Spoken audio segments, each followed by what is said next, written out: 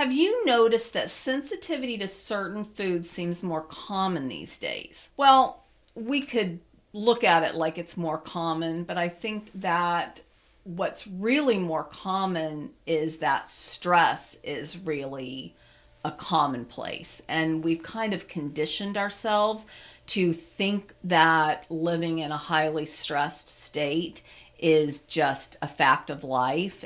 In some ways, we actually think we're thriving on it. When you see people who are consuming energy drinks, for example, this is somebody who really thinks that caffeinating themselves and staying on that really like heightened energy mode is doing them favors with productivity and potentially even with their health. But it's exactly the opposite. You'll find that you'll burn out, and you're burning out your adrenals, and your stress is taking your immune system offline, and that is creating additional issues. So, what I do find, I believe now, is that there are more toxic ingredients, and this is more common.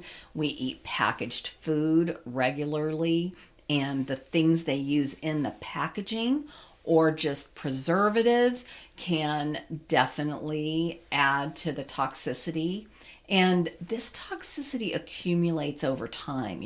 Our body does a really great job of managing the toxicity until it just accumulates to the point where it can't manage it any longer. So, what you really want to do is make it a point to look at those labels. If you are consuming anything that is packaged, which honestly we all do, right? You want to look at the ingredients, and you want to make sure that they're real ingredients. And honestly, you'll find that there may be things that you've been consuming even for a long time that have crazy ingredients, and you're just going to have to set that aside and find a substitute that's a much healthier substitute. It might take you a little time to sort of adjust your taste buds for it, but it'll be really worth it in the long run.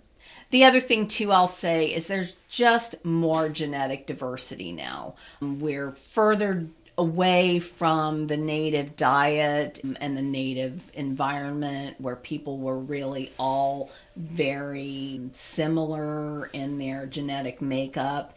And so that contributes to everybody having issues to some degree with these food sensitivities.